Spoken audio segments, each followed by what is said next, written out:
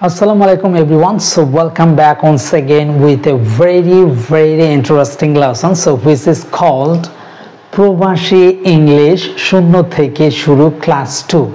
Exactly dear learners. So Probashi English class 2 তে আপনাদেরকে স্বাগতম জানাচ্ছি।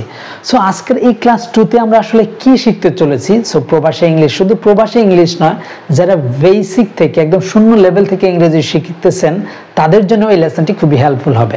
এনএস আজকের এই ক্লাস 2 থেকে আমরা শিখতে পারবো কিভাবে আদেশসূচক বাক্য তৈরি করা যায়, কিভাবে আমরা উপদেশমূলক বা আদেশমূলক বাক্য তৈরি করতে পারি সেটা শিখতে পারবো আজকের এই লেসন থেকে। সো আদেশসূচক বাক্য বলতে আমরা কি বুঝি?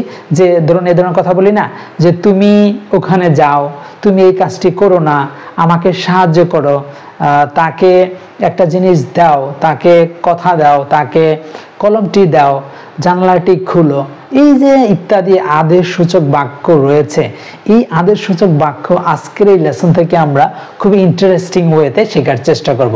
So without further ado, so let's get started. এনএস দেখি আমরা কি দেখতে পাচ্ছি।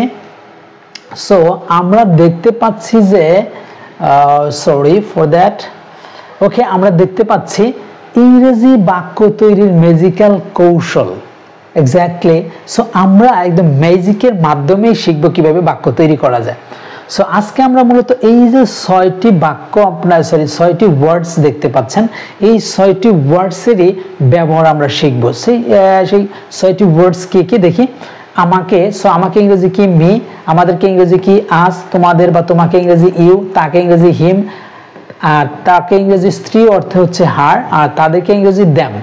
সো এই ওয়ার্ডসগুলো আমরা যদিও গত লেসনে শিখেছিলাম, যারা ওই লেসনটি করেছেন তারা একটু পরিচিত এই ওয়ার্ডসগুলোর সাথে।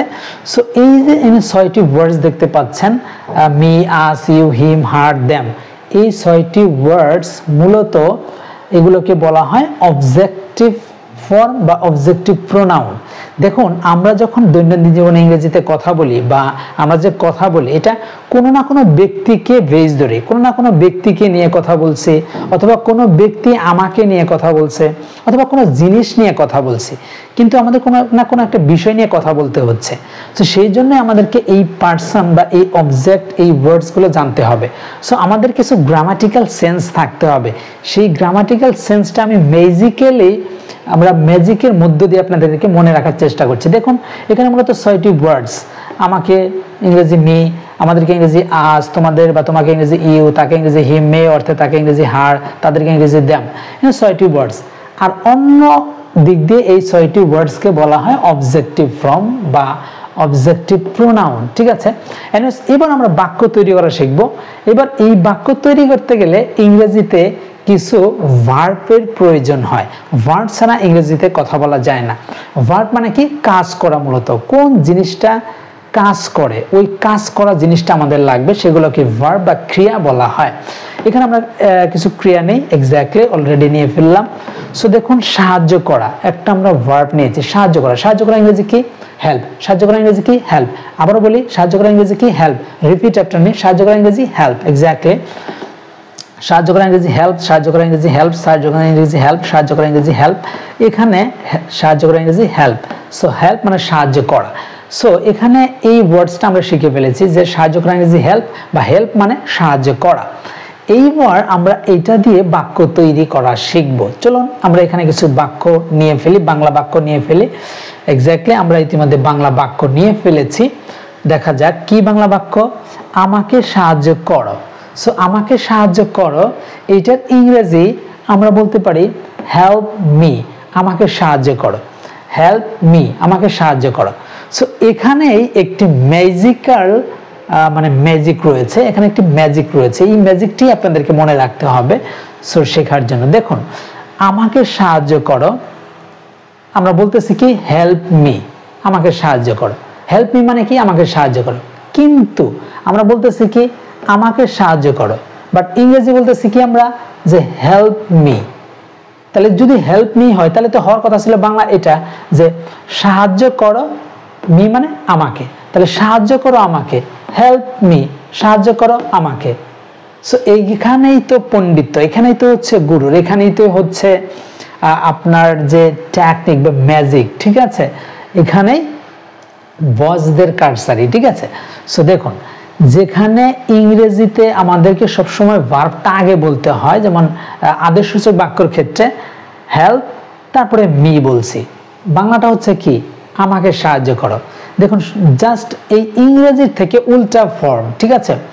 যখন আমরা বাংলা করব তখন আমাদেরকে এই যে মি আছে না, এই কথাটা আমাদেরকে আগে বসাতে হবে বা থাকে, আর এই যে সাহায্য করা যেটা ভার্ব, এটা বাংলা বাক্যের শেষে থাকে।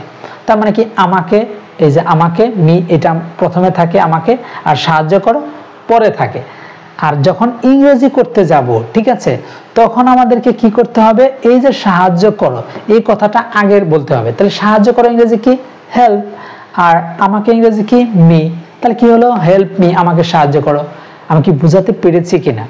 আমি আবার বলছি যে ইংরেজিতে সবসময় ভার্বটা আগে হয়, আর বাংলাতে সবসময় অবজেক্ট ফর্মটা আগে হয় আদেশ সূচকের ক্ষেত্রে, শুধু আদেশ সূচকের ক্ষেত্রে না, অন্যান্য ক্ষেত্রেও, ঠিক আছে। আমাকে দেখুন, আমাকে সাহায্য করো, বাট ইংরেজিতে কি হয়ে যাবে, সাহায্য করো আমাকে, তবেই বাক্য হয়ে যাবে, আদারওয়াইজ হবে না। তাহলে আমাকে সাহায্য করো, হেল্প মি, সাহায্য করো আমাকে, আর বাংলায় হয়ে যাচ্ছে কি আমাকে সাহায্য করো। এই জিনিসটাই না আমরা বুঝি না, এটা যখন বুঝতে পারবো আমাদের ইংরেজিটা তখন একদম পানির মতো হয়ে যাবে, ঠিক আছে। ওকে, এবার আমি বলছি যে আমাদেরকে সাহায্য করো, এই যে আমাদেরকে সাহায্য করো, তাহলে সাহায্য করো ইংরেজি কি হেল্প, কাদেরকে আমাদেরকে, তাহলে আস, হেল্প আস, আমাদেরকে সাহায্য করো। তারপরে বলতেছি যে তোমাকে সাহায্য করো, হেল্প ইউ, তোমাকে সাহায্য করো। তোমাকে সাহায্য করো এটা আমরা নরমালি বলি না, বাট আমরা শেখার ক্ষেত্রে লিখেছি। তারপরে কি তাকে সাহায্য করো, হেল্প হিম, তাকে সাহায্য করো। এখন যদি বলি মেয়েটিকে সাহায্য করো, তাহলে হেল্প হার, মেয়েটিকে সাহায্য করো। এবার যদি বলি তাদেরকে সাহায্য করো, তাহলে হেল্প দেম, তাদেরকে সাহায্য করো।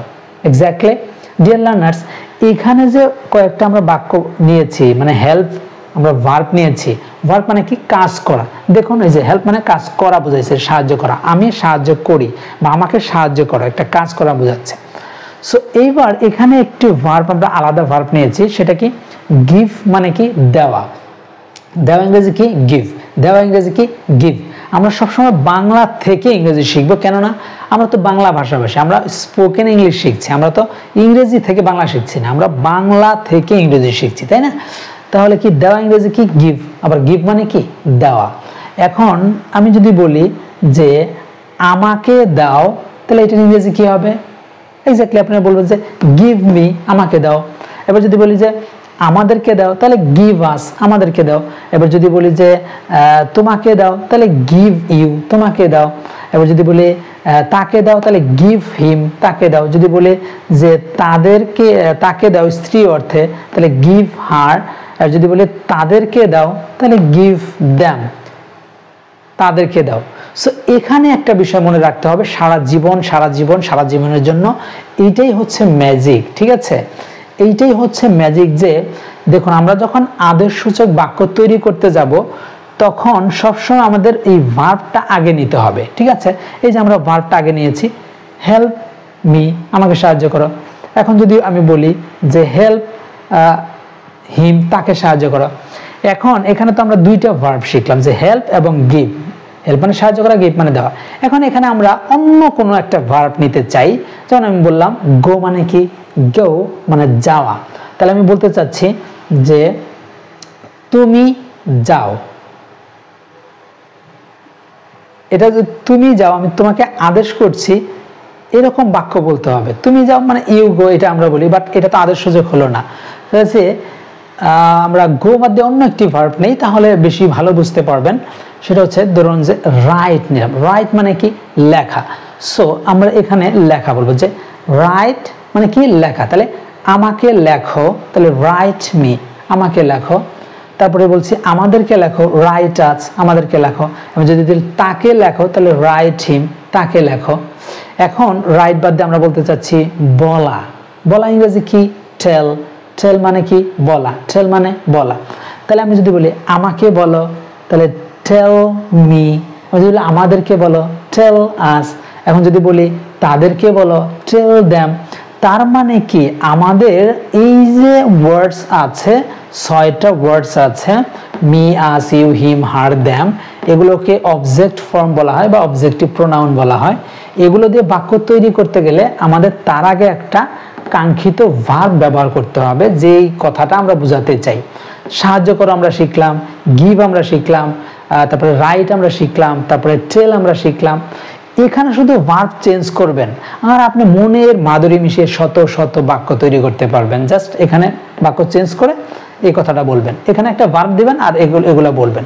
ওই ভার্বের বাংলাটা কি একটু জেনে নেবেন, তবেই হয়ে যাবে।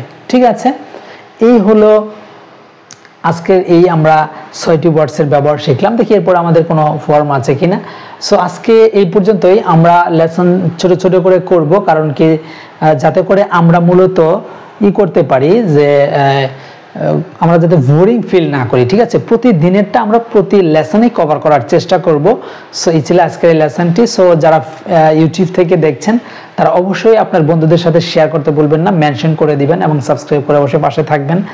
আমরা পরবর্তী লেসন পাবো, যেহেতু ধারাবাহিক লেসন, ধারাবাহিক ক্লাস, আপনাদেরকে অবশ্যই এটা ধারাবাহিকভাবেই দেখতে হবে। সো খুব ইন্টারেস্টিং লেসন আমরা করাতে যাচ্ছি। সো আমরা সবাই মিলে আসলে ইংরেজি শিখতে চাই দিন শেষে, এটাই হচ্ছে বড় কথা। সো আমরা সবাইকে ইনভাইট করব যাতে আমরা সবাই মিলে একসাথে ইংরেজি শিখতে পারি। সো ধন্যবাদ, আজকে এই পর্যন্তই। দেখা হবে নেক্সট ক্লাসে। সে পর্যন্ত সকলেই সুস্থ থাকবেন, ভালো থাকবেন। টিল দেন, আল্লাহ হাফেজ।